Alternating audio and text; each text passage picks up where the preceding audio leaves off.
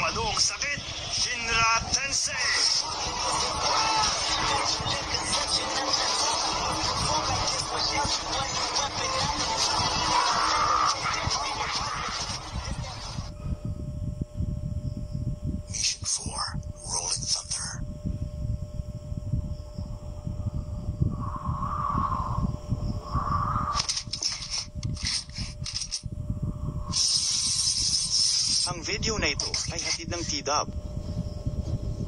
Sa totoo lang, masama mga nangyari. Isa ba talagang job yung babae yun? Hindi ako pwede magkamali. Nasawi ang lahat ng naninira sa baryo ilang araw pagkatapos siya magpakita sa lahat. May mga tao ring nakasaksi na inutusan niya ang ibang mga diablo. Ang masama. Bakit, Father? Isa rin ako sa mga nakakita. Nakita mismo ng mga mata ko na gumagamit siya ng kapangyarihan na kidlat para pumuslan ng maraming tao. Matagal na kitang hinahanap. Ikaw pa lang diablo ng Google sa bayang ito. Bakit hindi mo ipakita ang tunay mo anyo? Para malabanan mo ako ng buong lakas mo! Masyado ka pa ng kambal!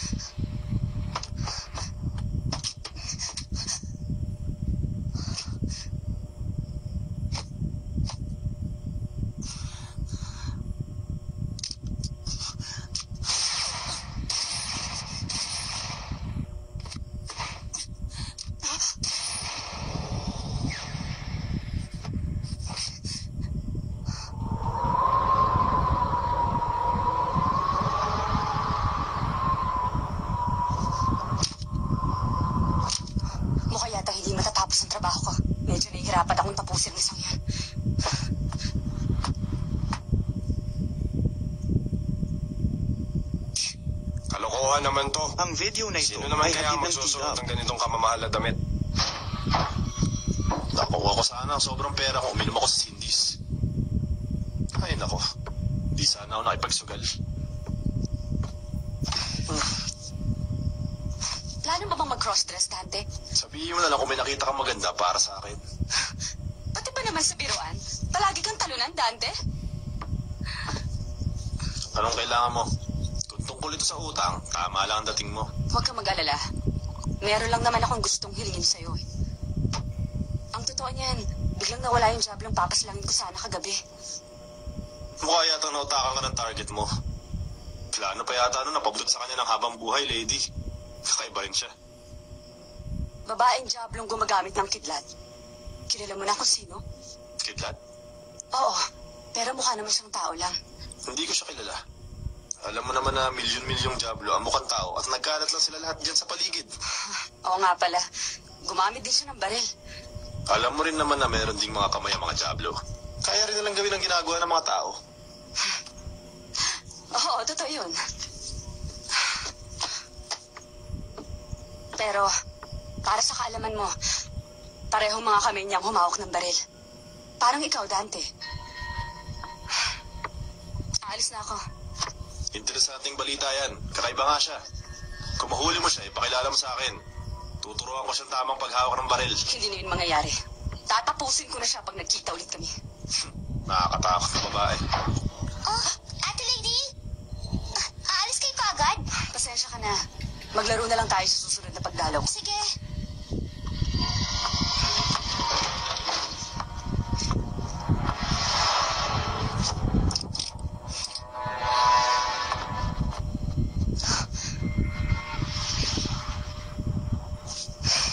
Kuya Dante, tinignan mo na ba ito? Sandali lang. Sa tingin mo ba ilang taon ka na ba ngayon? Wala naman akong makitang pambatang damit magazine eh. Ano ka ba? Ang akala ko bibili mo ako ng mga damit kagaya ng mga nakita mo dito. Sabihin mo nga sa akin kung bakit gusto mo ako bumili ng mamahaling damit. Saan mo ba gagamitin? Pero nangako ka sa akin, di ba? Sinabi mo sa akin na ibibili mo ako ng damit kung matatalo kita sa balaha. Hindi ko naman sinabi na ngayon kita ibibili ng damit, ate. Taya mo naman, Kuya Dante. Sa tingin mo, magkano ang mga damit na Di ba nariyan? may pera ka bang kinita sa lost and found? Malaking butiki lang ang hinanap ko sa trabaho yun. Magkano naman ang inaasahan mo, ibabayad niya sa akin doon. Magkano ba? 3 pizza at 2 strawberry sundae ang presyo. Ganun lang kalaki ang binayad sa akin. Ay, pizza na naman. Kung gusto mong magkaroon ng mga ganyang klaseng damit, pakasal ka sa mayayamang lalaki. Pero Kuya Dante, casual fashion magazine lang naman ito. Isa pa, hindi naman branded ang lahat ng ito. Hindi naman kailangan ng mga bata na magsuot ng ganyang kamamahal na damit. Gusto ng mga babae na Ang magsuot ng video na ganito. ito ay hatid ng Ikaw talaga, tigab. Kuya Dante, wala ka nalalaman tungkol sa pananamit ng mga kababaihan. Nakakainis ka! Oh, Ay, nako. oh.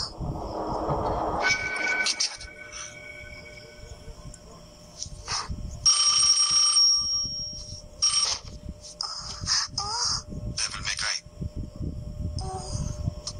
Kung gano'n ko yan. Oo, sige.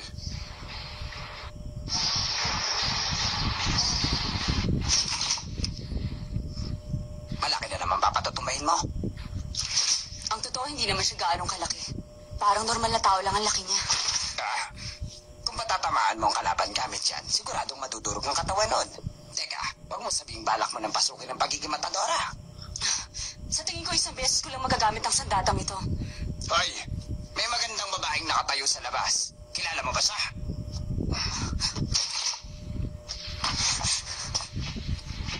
Wala siya dyan, pero kanina lang nakita ko siya.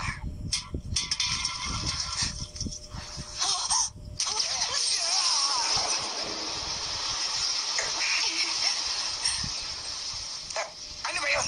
Sino nag-agison? Kung ganon, ganito ka pala gumante. Sige, magkita ulit tayo. Ano ba kasing atraso mo doon sa babaeng yon? Ang totoo, wala naman. Meron lang kaming konting alita nun. Ha? Sa tingin ko, kailangan ko muna magpalit ng damit. Sige, hihiramin ko muna ulit ito. Grabe, nakakatakot din talaga ang babaeng yan. Kakaiba ang lakas ng loob niya para lumaban ng ganon. Ang tindi niya. Humanda ka sa akin. Diablo.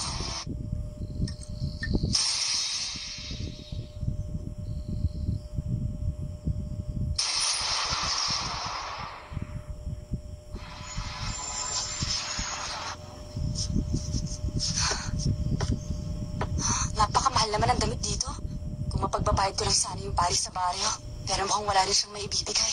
Excuse me, miss. Isusukat ko ng mga ito. Pasensya na po kayo, ma'am. Meron pa po kasing customer na nagsusukat sa fitting room. Pwede po ba maghintay muna kayo? Ang sama ng taste.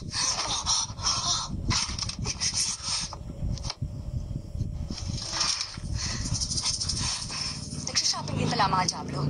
Malakas ang loob mo. Umalis ka na lang. Hindi natin pwedeng paputakan ng isa't isa sa oras na ito dahil ayaw nating masira ang paborito nating butik.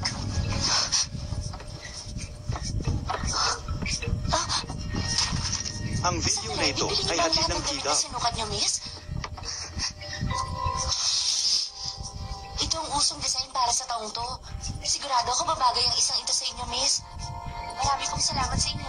Sana po matulungan sa butik na. Sandali, pakiramdam ko natalo ako ah. Excuse me, miss. Pwede bang pakiabot yung mga damit sa kabila? Ano nga ba talagang nangyari?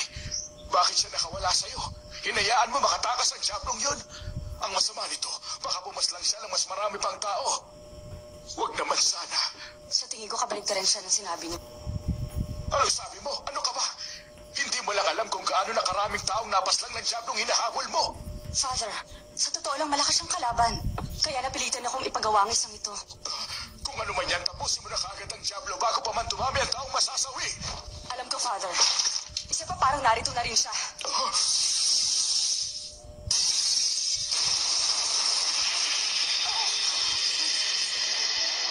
Kung gano'n sinundan mo pala ako dito. Kung kanina, pinakawalan kita sa butik. Ngayon hindi ka na makakatakas sa akin. Alam mo, wala akong balak borihin ang magandang simbahan nito sa mapa ng baryo. Isa pa, nakakairita lang dahil napilitan akong bumili ng bagong damit sa butik kahit mahal. Grabe, sabera ka na rin pala. Mawalang galang na po, Father. Sige na, iwan niyo na kami dito. Sige. Kung wala na akong sagabal sa paligid, magagawa ko na kung ano man ang gusto ko. Isang babaeng Diablo na may dual handguns. Bibihira lang ako makakita ng mga kalabang katulad mo. Kaya magiging masaya ito.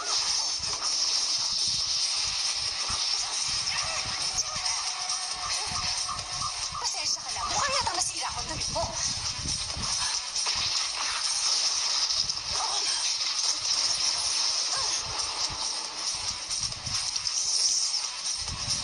Oo nga pala. Kaya ako mahirapan akong tapusin ka. Kung ganon, panahon siguro para gamitin ko ulit ito.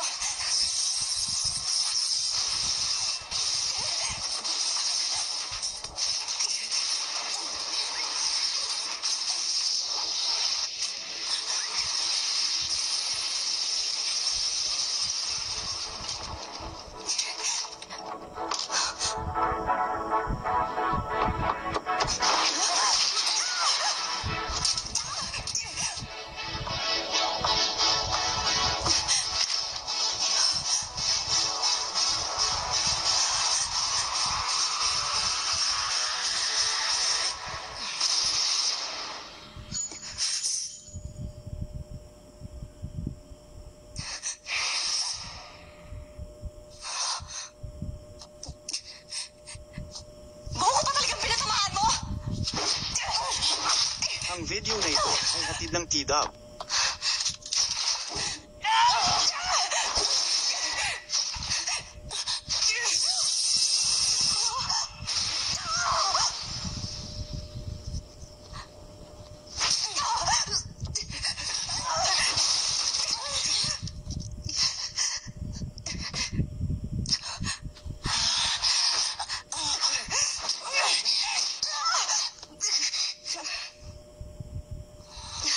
Anong problema? Bakit parang tao ko na yata lumaban ngayon?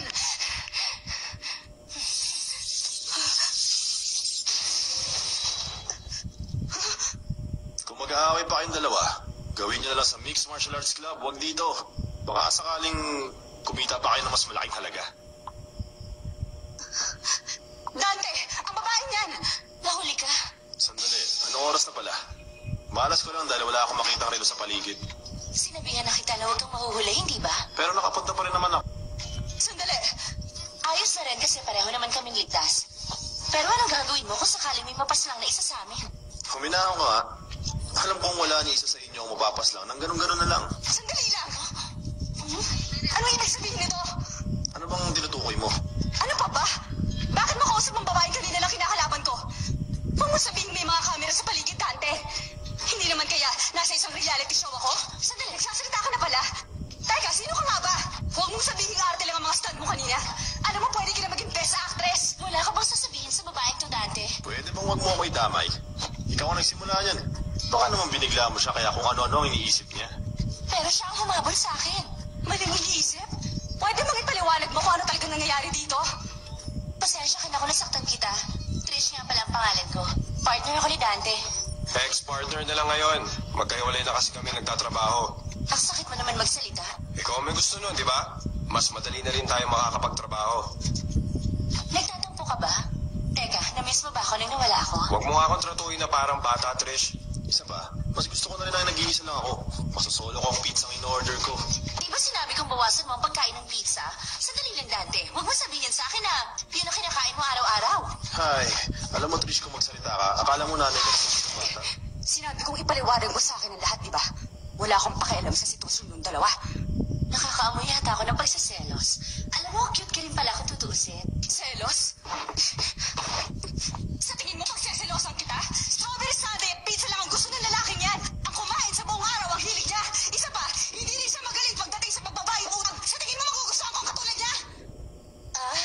Mali pala ako. Oo, mali ka na iniisip! Ikaw, wala ka bang sasabihin? Sinabi ko na, huwag niyo ako idadamay dito.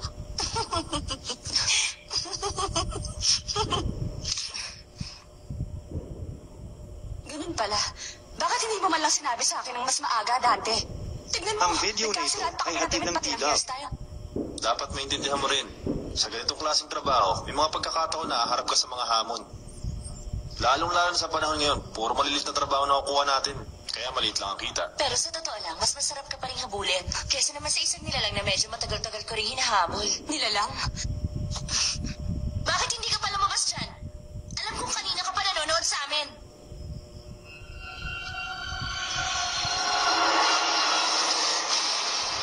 Siya pala yun. Merong isang tao na kumuha sa akin para sa trabaho. Naging tirahan daw ng mga Diablo ang baryo at nagsimula yun nang dumating ang isang kahina-hinalang pari sa lugar. At ako naman inupahan ako ng paring yun para sa pansarili niyang kaligtasan. Magandang pagkakataon na ito dahil magiging madali para sa akin ang paslangin kayong tatlo.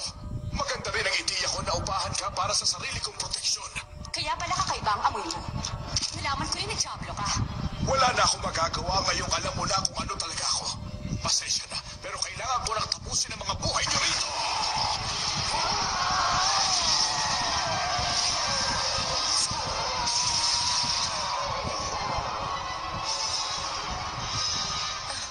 Ano sa tingin niyo? Kakaiba nga. Sayang siya. Nagpunta ang matandang diablong yan sa lugar na ito at hindi man lang niya inalam ang tungkol sa atin. Hindi ko alam na uupahan ako ng isang tulad niya. Nagsisi tuloy ako sa mga ginawa ko.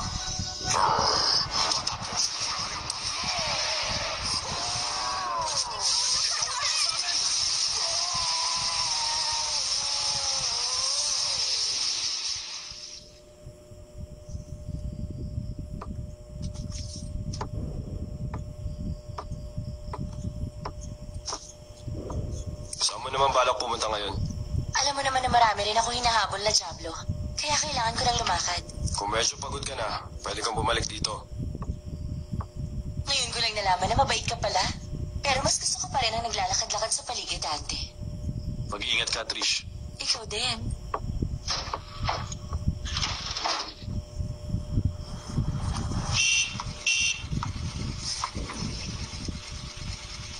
Kung gusto mo, ihahatid na kita. Sakay na. Alam mo, bagay sa'yo yung suot mo. Meron ka pa bang biniling iba maliban dyan? Oo. Sa kanya ko ipapabayad. Grabe, ikaw din ba? Bakit? Ginawa mo rin? Bumili ako ng bestida. Patingin ah. Excuse me. Kayo ba si Mr. Dante? Huh? Sinabi ng dalawang babae sa akin na sa inyo ko raw ibigay ang bill ng pinamili nila. Maligay na binantahan. Sandali lang muna. Sabi nila sa akin, ito daw ang lugar.